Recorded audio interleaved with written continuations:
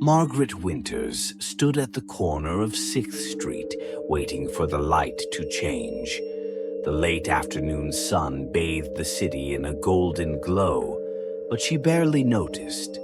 Her thoughts were elsewhere, preoccupied with the strange feeling that had been gnawing at her for weeks. She shook her head, trying to dismiss it, but the unease clung to her like a shadow. The light turned green, and she crossed the street, her heels clicking rhythmically on the pavement. It was a short walk from her office to the coffee shop where she always grabbed a latte before heading home.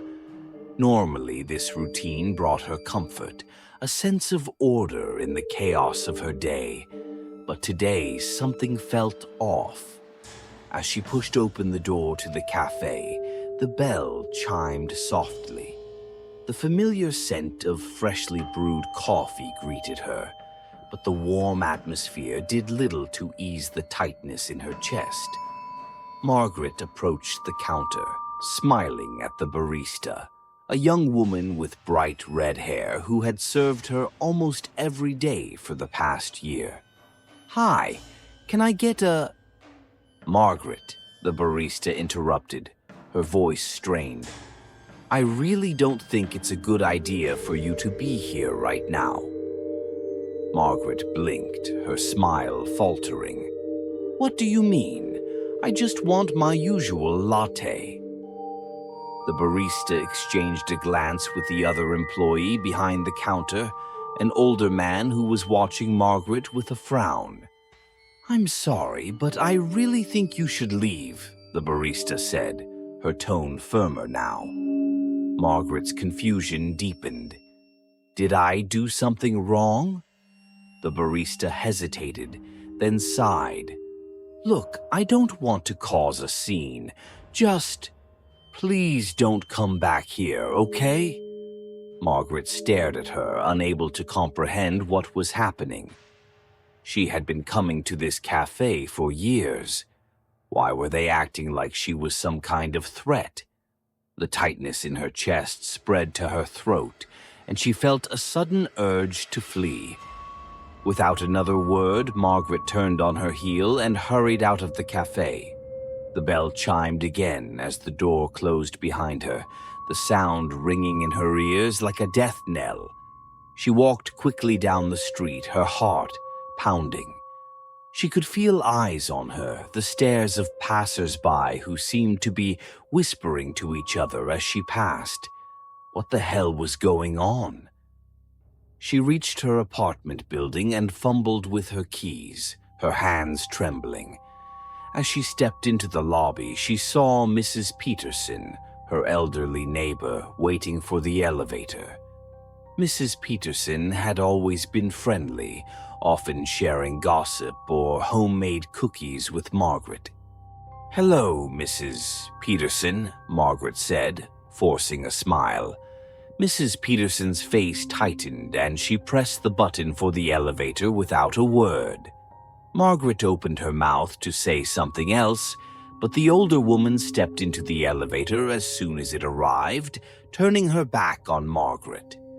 Margaret stood there, stunned, as the elevator doors closed. What had she done to deserve that?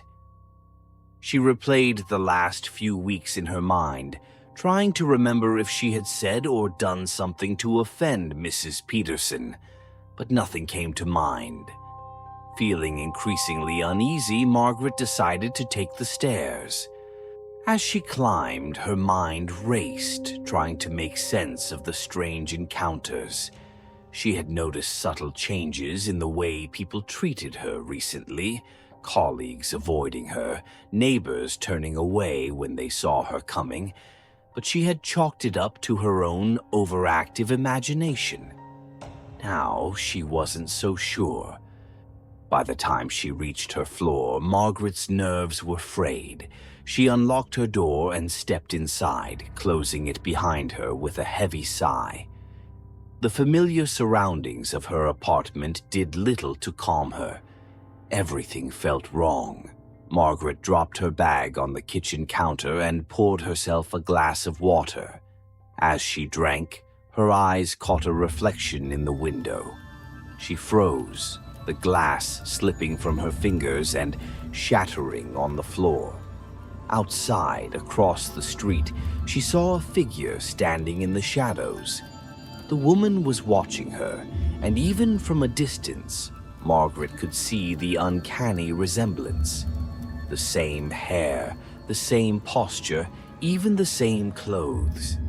Margaret stepped closer to the window, her heart pounding in her chest. The woman in the shadows mirrored her movements, tilting her head in the same curious angle. Margaret felt a cold wave of fear wash over her as she stared at the figure. It was like looking into a distorted mirror. She blinked, and the woman was gone. Margaret pressed her hands against the glass, scanning the street below, but there was no sign of the figure. The shadows remained empty, as if nothing had ever been there. Margaret stumbled back from the window, her breath coming in short, panicked gasps. She had seen her own reflection hundreds of times, but this was different. This wasn't just a trick of the light or a hallucination. Someone was out there, someone who looked exactly like her. Margaret's thoughts spiraled into chaos. Who was that woman? Why did she look like her? Was this the reason people had been acting so strangely? A doppelganger, a dark double who had somehow infiltrated her life? Margaret shook her head, trying to dispel the thought, but the fear clung to her like a second skin. She could no longer deny the creeping suspicion that something was terribly wrong. She had to find out who this woman was and why she was here. Margaret's resolve hardened as she made a decision. She would not let this doppelganger, or whatever she was, take over her life. Tomorrow she would start investigating, piecing together the clues that had been eluding her for weeks. But as Margaret lay in bed that night, staring up at the ceiling, sleep refused to come. The image of the woman in the shadows lingered in her mind, her face a perfect, terrifying reflection of her own. The unsettling glances, the whispers, the accusations. Margaret now understood. She wasn't just being paranoid. Someone was trying to become her, and they were succeeding. Margaret sat at her kitchen table, staring blankly at the cup of coffee in front of her. The events of the last few weeks had unsettled her deeply, but the encounter with the mysterious woman who looked exactly like her had turned her world upside down. The cold dread that gripped her that night had not left her. It clung to her, casting a shadow over every moment of her day. The thought of the woman, her doppelganger, made her skin crawl. Who was she? What did she want? The questions circled endlessly in Margaret's mind, but answers remained elusive. Margaret had spent the past few days avoiding everyone she knew. She was too frightened to face the growing sense of alienation that had begun to surround her. Her phone buzzed constantly with missed calls and messages, mostly from her best friend, Claire. But Margaret couldn't bring herself to respond. She didn't know how to explain what was happening when she could barely make sense of it herself. But today, something snapped inside her. She couldn't sit idly by and let this imposter, this twisted reflection, take over her life. Margaret decided to do what she had always done when faced with a problem. She would dig for the truth, no matter how deep or dark it was. Margaret began her investigation by retracing her steps, starting with the cafe where she had been turned away so abruptly. The memory of the barista's strange behavior replayed in her mind as she walked the familiar path. When she arrived at the cafe, she hesitated for a moment before pushing open the door. The bell chimed as she stepped inside, and immediately the barista's eyes widened in fear. "You again," the barista said, her voice trembling. "Why are you back here after what you did?" Margaret felt a cold chill. "What are you talking about? I haven't been here since you told me to leave." The barista shook her head, taking a step back. "You were here yesterday. You caused a scene, threw a drink at one of our regulars, and threatened to call the police on me. I thought they locked you up." Margaret's heart pounded in her chest. "That wasn't me," she said, her voice rising. "I've been at home, trying to figure out what's going on. Someone is pretending to be me." The barista's expression softened, but it was clear she didn't believe her. "Maybe you should talk to someone, like a doctor, you know? Just stay away from here, okay?" Margaret turned and fled the cafe, her thoughts in disarray. She could feel the eyes of the other patrons on her back, judging, doubting. Once outside, she leaned against a lamppost, trying to steady her breathing. It was clear now, this doppelganger wasn't just an eerie coincidence. She was actively trying to ruin Margaret's life. Determined to find answers, Margaret began visiting other places where she had recently noticed strange behavior. Each encounter was the same. At the grocery store, the clerk accused her of shoplifting the day before. At her gym, the trainer refused her entry, claiming she had a violent outburst and had been banned.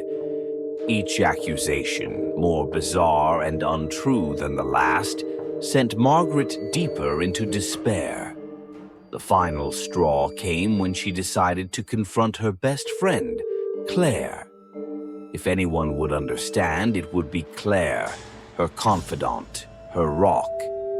Margaret called Claire, and to her relief, Claire agreed to meet, though she sounded hesitant.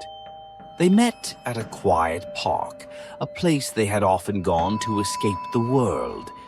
But as soon as Margaret saw Claire's wary expression, she knew something was wrong. "Margaret," Claire began, her voice laced with concern and distance. "I don't know how to say this, but you've changed." "Claire, listen to me," Margaret pleaded. "I haven't changed. There's someone out there who looks exactly like me. She's been doing things, terrible things, and people think it's me. You have to believe me." Claire shook her head slowly. "I saw you, Margaret. I saw you with my own eyes. You came to my house yesterday. You were angry, said I betrayed you, and then you stormed out. You were so different, so cold, and now you want me to believe it wasn't you?" "That wasn't me," Margaret cried, tears welling up in her eyes. "I would never do that to you. Please, Claire, you know me better than anyone." Claire looked at her with pity, but there was a hardness in her gaze that Margaret had never seen before. Maybe you should talk to someone. I'm worried about you, Margaret." Margaret felt the ground shift beneath her. Claire's words were like a final blow. The realization struck her like a physical pain. This woman had succeeded in taking over her life. No one believed her, not even her closest friend. Margaret walked away from the park, her vision blurred by tears. The world around her seemed to warp and twist, as if she were caught in a nightmare she couldn't wake up from. The stranger who had stolen her face, her life, was out there, spreading lies and destroying everything Margaret had built. She had to stop her. She had to find out who this woman was and why she was doing this. But how? No one would listen to her now. As Margaret made her way back home, a dark thought began to take shape in her mind. What if this wasn't just some random woman? What if there was something more sinister at play? She thought about the strange sense of being watched that had plagued her for weeks. The glimpses of the doppelganger just out of sight. The way everything in her life had started to fall apart so suddenly. What if this woman had been planning this for a long time, slowly creeping into Margaret's life, studying her, learning her every move? Margaret's thoughts grew darker with every step. She knew she couldn't go to the police, not without evidence, and certainly not with her sanity already in question. But she couldn't just sit back and let this happen. She had to fight back. Margaret reached her apartment, but she no longer felt safe there. Her own home had become a place of fear and doubt. The walls that once offered comfort now seemed to close in on her, suffocating her with the weight of her thoughts. She sat down at her computer and began to search for any clues that might help her understand who this doppelganger was. There had to be something, anything, that would lead her to the truth. As she dug through news articles, social media profiles, and public records, a name began to emerge. Lydia. Lydia. The name meant nothing to Margaret, but as she continued her search, she found a few scattered references. A woman who had undergone extensive surgery, a mental institution where she had been treated, and a police report of a missing person who had been found, only to vanish again shortly after. Margaret's heart raced as she pieced together the fragments of Lydia's life. This was the woman who had stolen her face, her identity. But why? Why her? What had she done to attract the attention of someone so dangerous, so disturbed? The answers didn't come easily, but Margaret knew one thing for certain. Lydia was not just an imposter. She was a threat. And if Margaret didn't act quickly, she might lose everything. Her friends, her family, her very self. Margaret closed her laptop, her hands trembling. The fear that had gripped her was now mixed with anger. A burning need to reclaim what was hers. She had to confront Lydia, but she knew it wouldn't be easy. Lydia had already poisoned the minds of everyone around her, twisting reality to suit her narrative. Margaret realized she would have to be careful, strategic. She needed to gather evidence, something concrete that would expose Lydia for what she truly was. But as she began to formulate a plan, a chilling thought crossed her mind. What if Lydia was already one step ahead? What if this confrontation was exactly what she wanted? Margaret pushed the thought aside. She couldn't afford to be paralyzed by doubt. She would face Lydia, and she would take back her life. But deep down, a small voice whispered that the battle had only just begun, and the outcome was far from certain. As Margaret prepared for the days ahead, the shadows in her mind deepened, casting doubt on everything she thought she knew. The doppelganger had emerged from the darkness, and now there was no turning back. Margaret felt as if she had been plunged into a world of shadows and uncertainty. The woman who had invaded her life, Lydia, was not merely an imposter, but something far more sinister.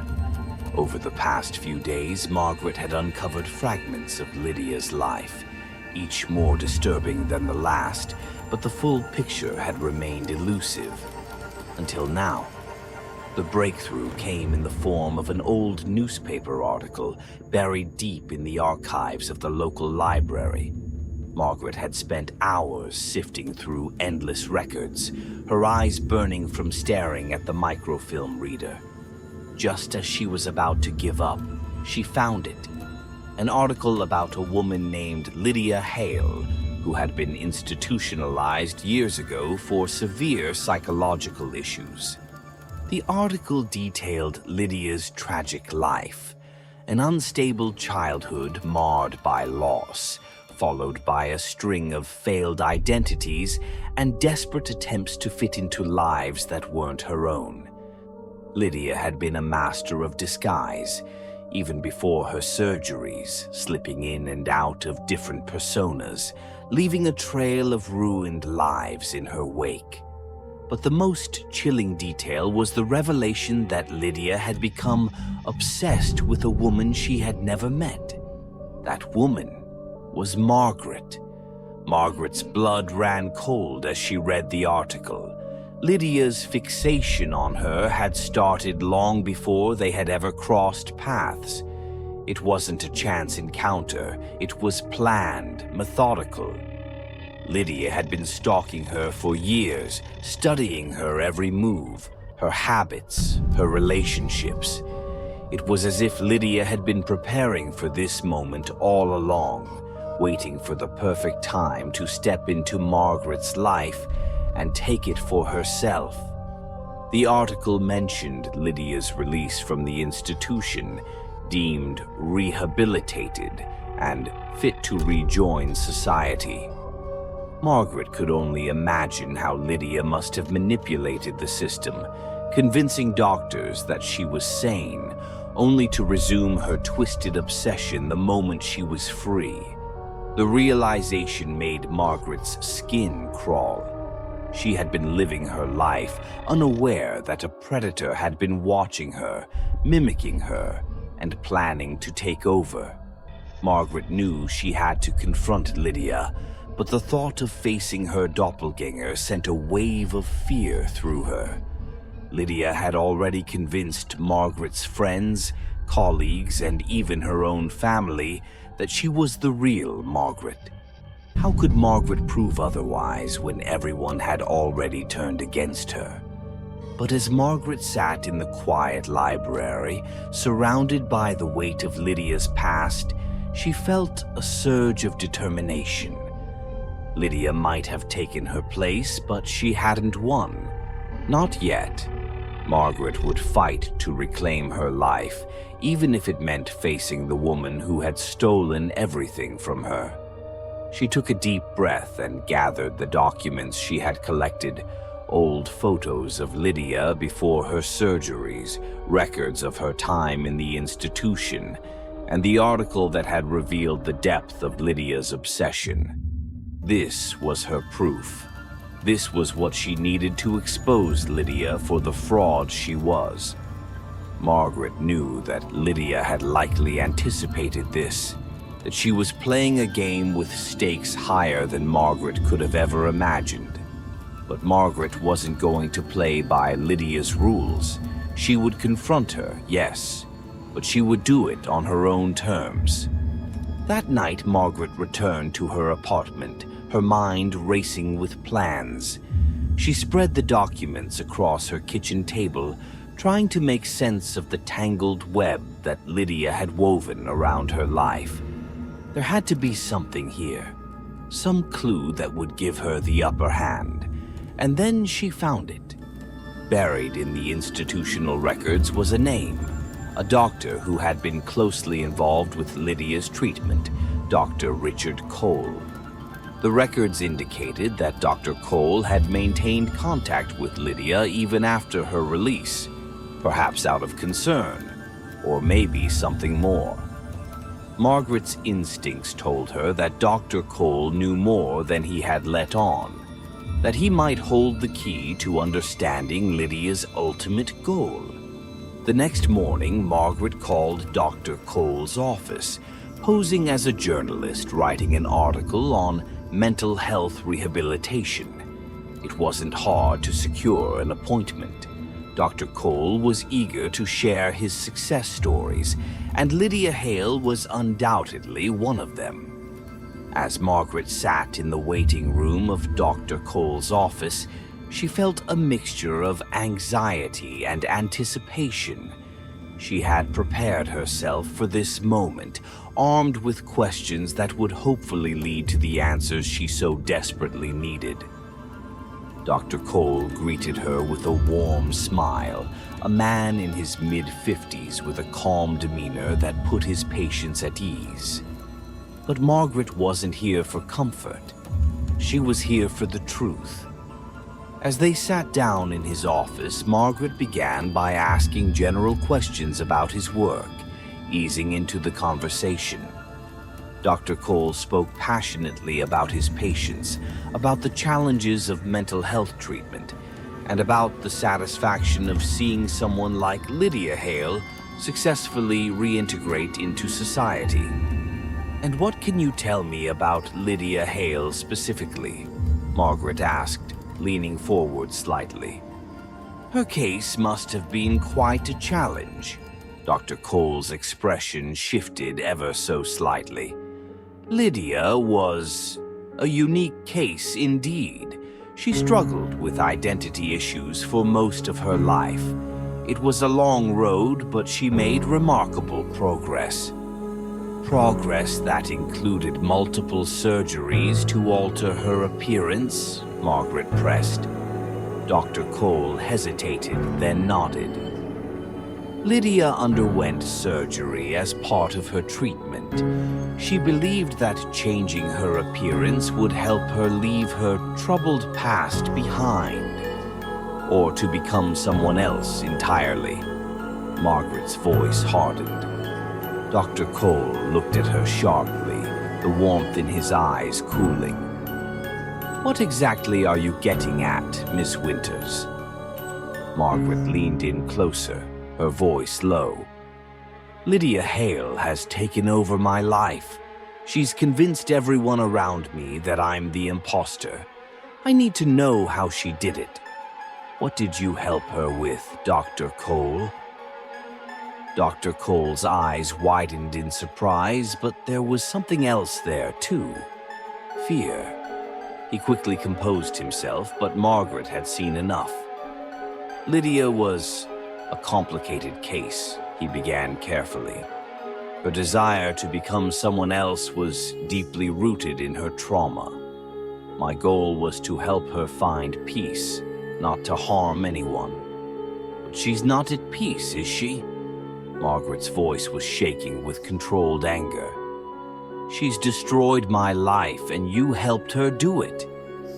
Dr. Cole's face went pale, and he leaned back in his chair, the weight of his involvement suddenly pressing down on him. "I never intended for this to happen," he whispered. "Lydia was beyond my control by the time she left the institution. She manipulated everyone, including me." Margaret felt a cold wave of dread wash over her. "Tell me everything you know," she demanded. "I need to stop her before it's too late." Dr. Cole sighed deeply and began to talk. He revealed how Lydia had gradually won over the staff at the institution, convincing them that she was recovering, that she was ready to start anew. But behind that facade was a cunning and calculating mind. Lydia had studied Margaret for years, fixating on her as the perfect life to steal. The surgeries were just the beginning. Lydia had used every resource at her disposal to learn how to mimic Margaret's voice, her mannerisms, even her handwriting. She had become Margaret in every way that mattered, and now she had succeeded. Margaret listened, her horror growing with every word. Lydia had planned this meticulously, leaving nothing to chance. By the time she left the institution, she was already Margaret in her mind, ready to step into a life that wasn't hers.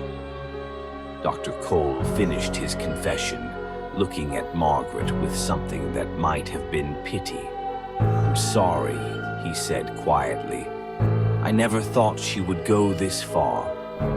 Margaret stood up, feeling a mix of anger, fear, and determination. "I need to stop her," she said. "I need to take my life back."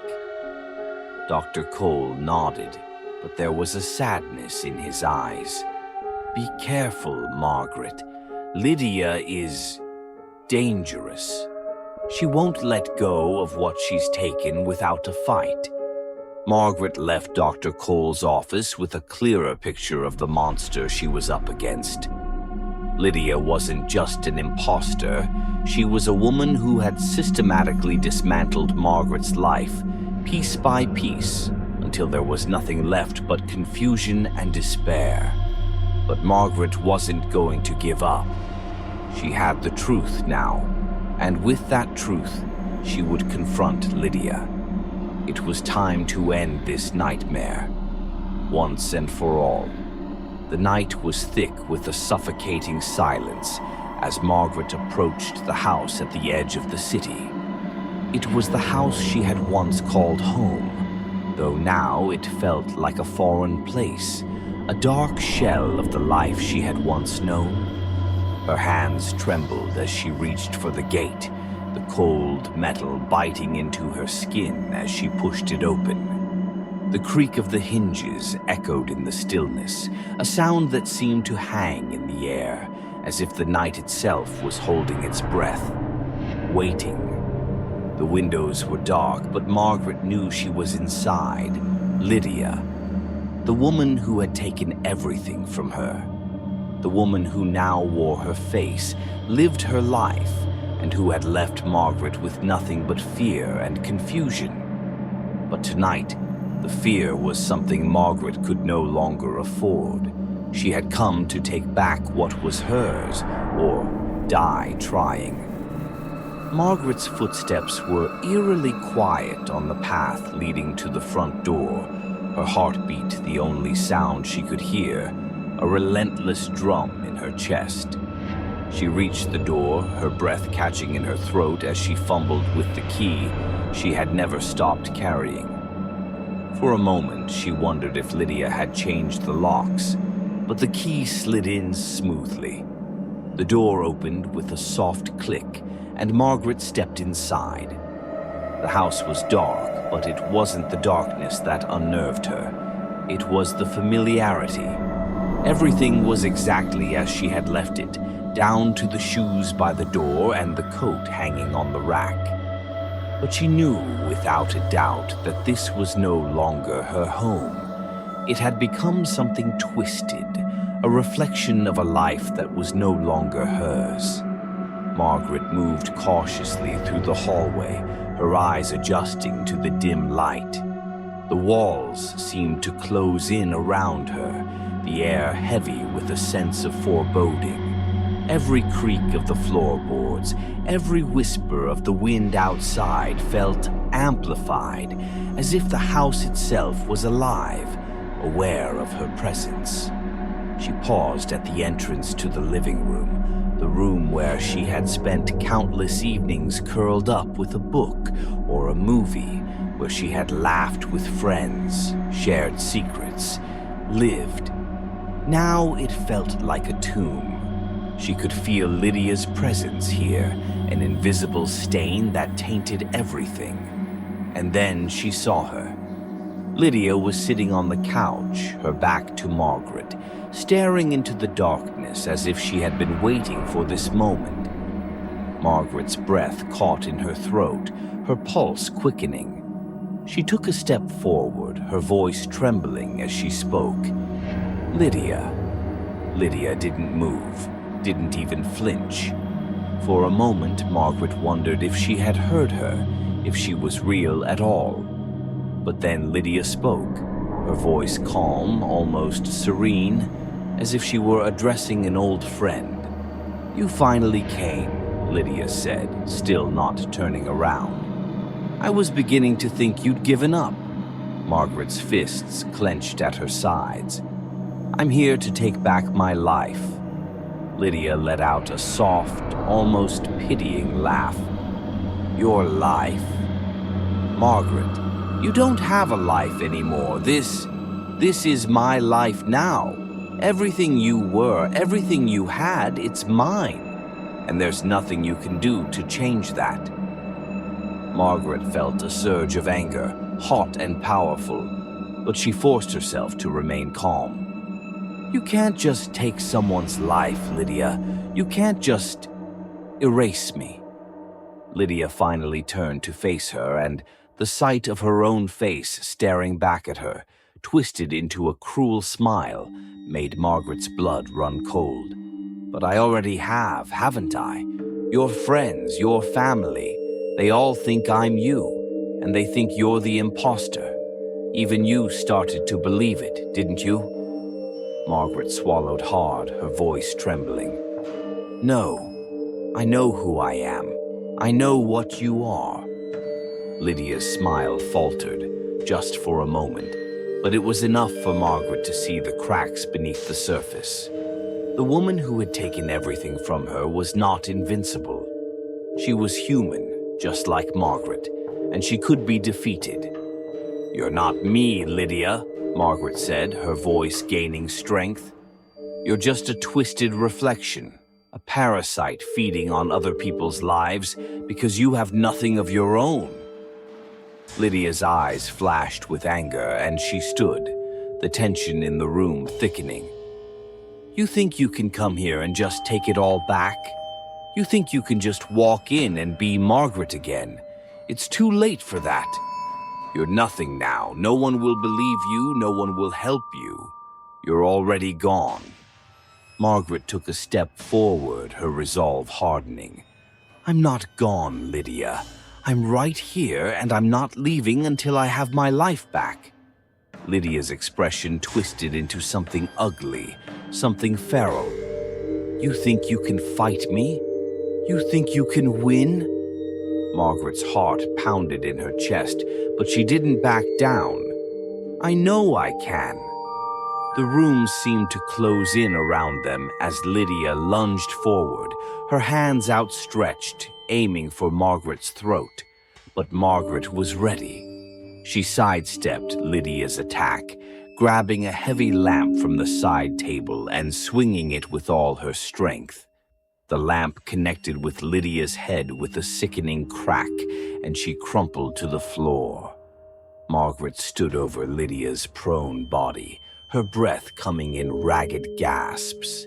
For a moment, everything was silent, the only sound her own heartbeat thundering in her ears. Lydia lay still, blood pooling beneath her head, her eyes open but lifeless. Margaret dropped the lamp, her hands shaking as the adrenaline began to wear off. She had done it. She had fought back. But as she stared down at Lydia, at the face that was both hers and not hers, she felt no victory, only a deep, hollow emptiness. She backed away, her mind reeling. What had she done? She had taken back her life, but at what cost? The image of Lydia's lifeless eyes burned into her mind, a haunting reminder of the darkness she had been forced to confront.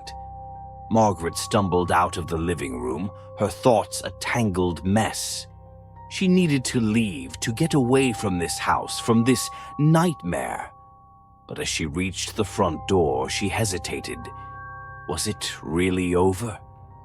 She turned back to look at the living room, half expecting Lydia to rise, to come after her again. But there was nothing, only the stillness of death. Margaret opened the door and stepped out into the night, the cool air hitting her like a wave of relief. She breathed deeply, trying to steady herself. The darkness outside felt different now, less oppressive, more like a blank slate, a chance to start over. But as she walked down the path, leaving the house and Lydia's twisted presence behind, Margaret couldn't shake the feeling that something was still wrong. The night was too quiet, the air too still. It was as if the world was holding its breath, waiting for something. She stopped at the gate, glancing back at the house one last time. The shadows seemed to shift, and for a brief moment she thought she saw movement in the window. A figure watching her leave. Margaret's heart skipped a beat, but she forced herself to turn away. It was over. Lydia was gone. She had won. But the unease lingered, a whisper in the back of her mind, telling her that nothing would ever be the same again, that she could never truly escape what had happened here. As she walked away from the house, disappearing into the night, Margaret knew that the battle was over, but the scars would remain. She had fought for her life, for her identity, and she had won. But victory had come at a price that would haunt her for the rest of her days. The final chapter of her story had been written, but the ending was not what she had hoped for.